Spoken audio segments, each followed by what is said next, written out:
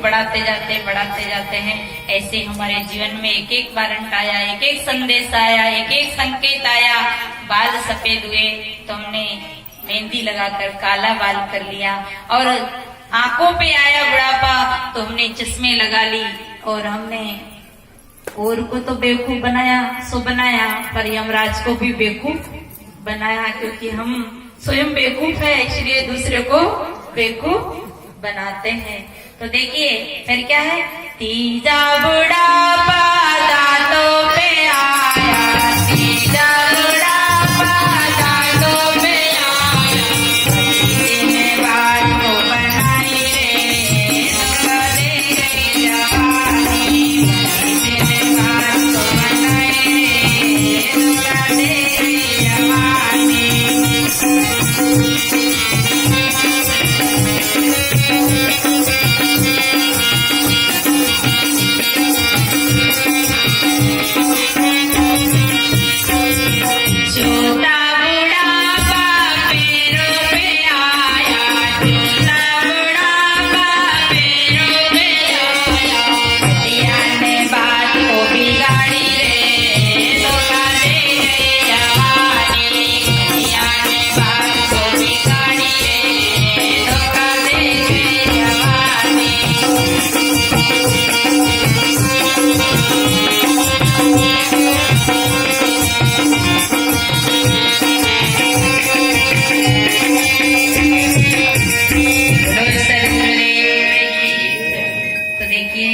संचालक की घंटी, यमराज की घंटी। श्रीमान जी इस मंच को खाली करें। कौन सा मंच? ये जो अभी हमारे लिए आप लोगों ने लगाया, ये मंच तो है ही, पर इस मनुष्य जीवन रूपी मंच प्राप्त हमें हुआ था। और किस लिए हुआ था? कि अपनी आत्मा का कल्याण करने के लिए, अपना आत्मा का उद्धार करने के लिए। सदगुरु ने कहा कि जो जाने वो जीव अपना, करो जीव का सार, जीरा ऐसा पावना मिले न दूजी हार। अगर हम जीव का सार जानना चाहते हैं तो जीव का सार क्या? जीव तो मूल सार ही है, परंतु हमारे जीवन का सार क्या है? हमारे जीवन का सार है सदगुरु। तो जो जाने वो जीव अपना, अपने जीव को, अपने जीवन को जानना है। हमने सब कुछ जाना, पर जो चीज जानने की है उसे नहीं जाना।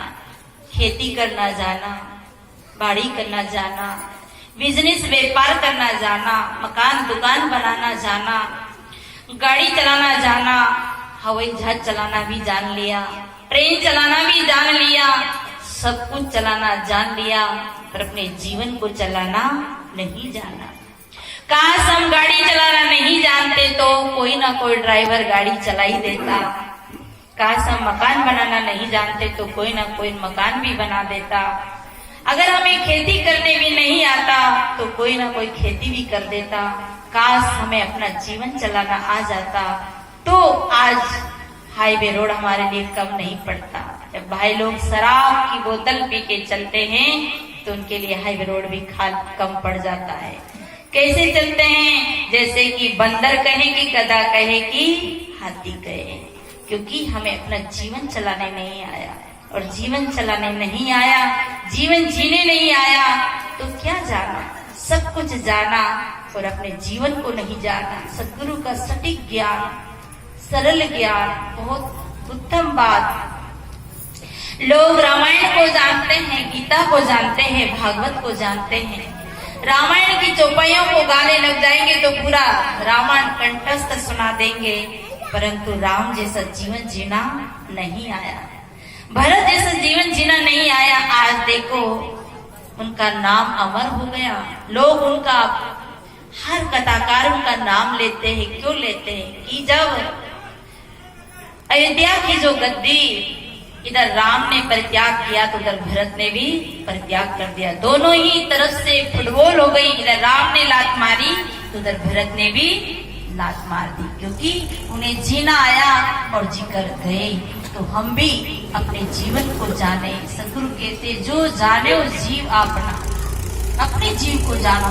और जो अपने जीव को जानेगा, जो अपने को जानेगा वही दूसरे को जानेगा। जो अपने पे दया करेगा वही तो दूसरे पे दया करेगा। और जो अपने पे दया नहीं करेगा वो दूसरे पे क्या दया करेगा। जो अपने को नहीं जानेगा वो दूसरे को क्या जानेगा। इसलिए कहा है सकल व्यवहार जिन जाना, अपने आप को नहीं जाना। अपने जीवन को जानो, अपने अनमोल श्वास को जानो, क्योंकि ये श्वास पता नहीं अभी चल रही है, वापिस आवे ना आवे। इसलिए सदगुरु बहुत सुंदर बात कहते, जो जाने वो जीव अपना, अपने जीव को जानो, करो जीव को सार। जीव का सार क्या है? जीव का सार है सद्गुण, सदाचार। रावण के पास सभी सार था, रावण के पास सभी वैभव था, धन था, विद्या थी, बल था और परिवार भी था।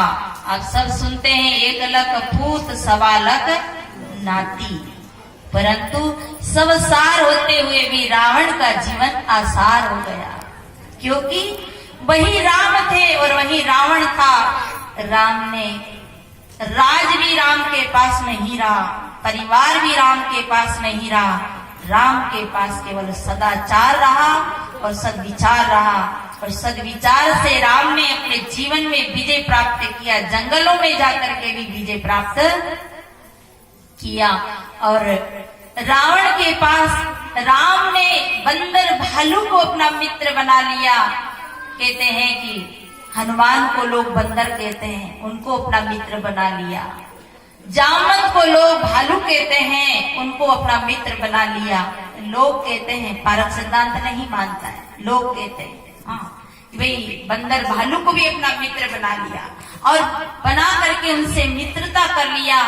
और कोल भील सबसे अपना मित्र बना करके, और राम ने यानी लंका में विजय प्राप्त किया, लंका में।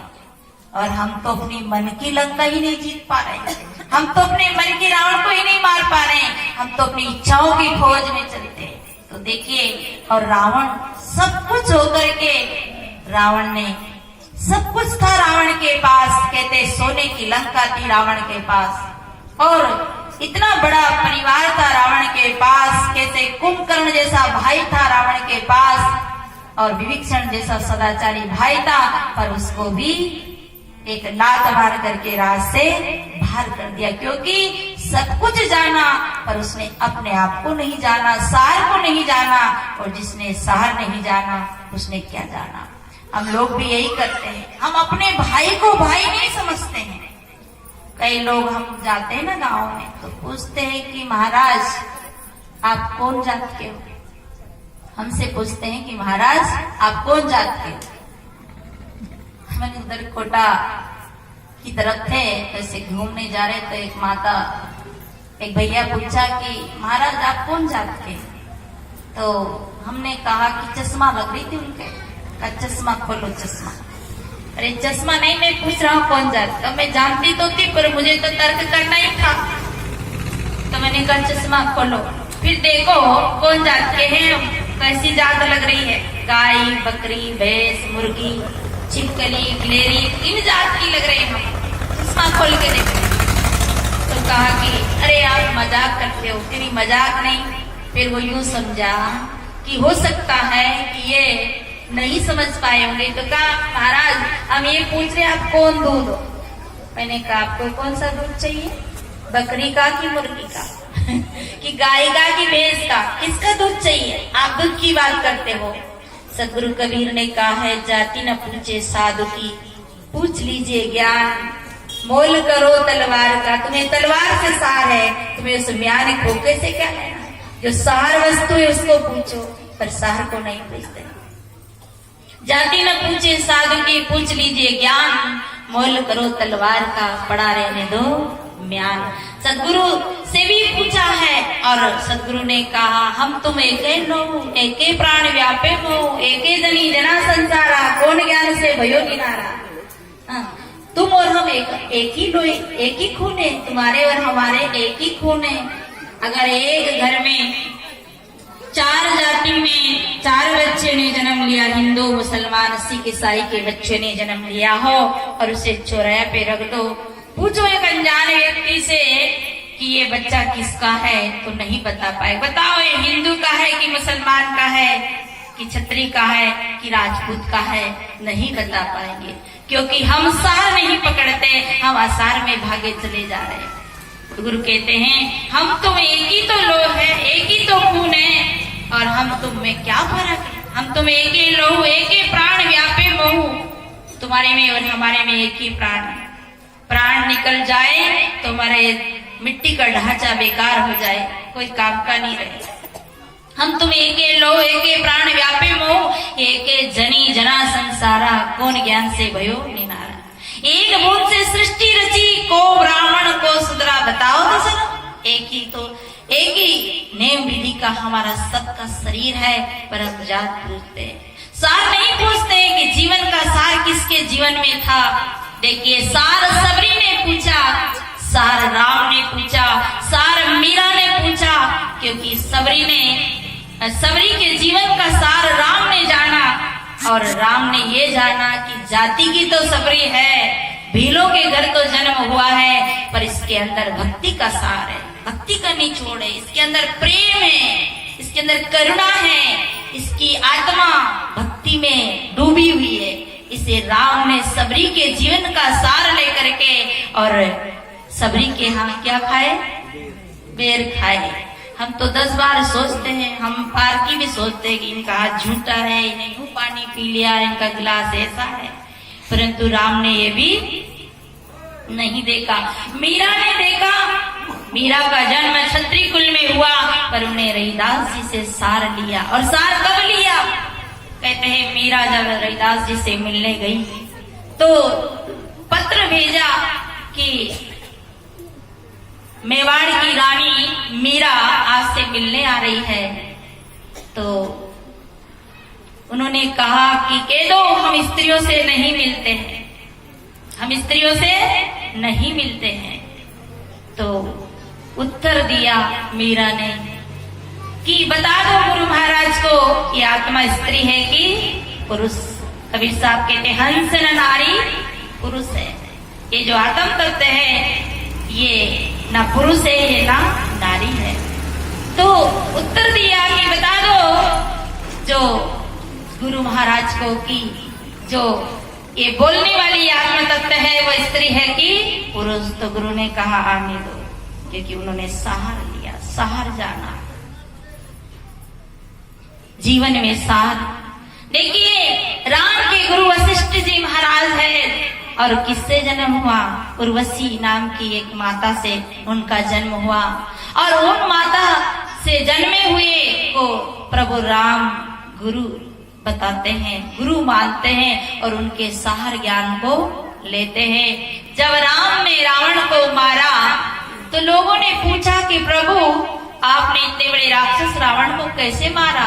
तो भगवान राम कहते गुरु वशिष्ठ कुल पूज्य हमारे, इनकी कृपा दानुज रण मारे। गुरु वशिष्ठ कुल पूज्य हमारे, इनकी कृपा दानुज रण मारे।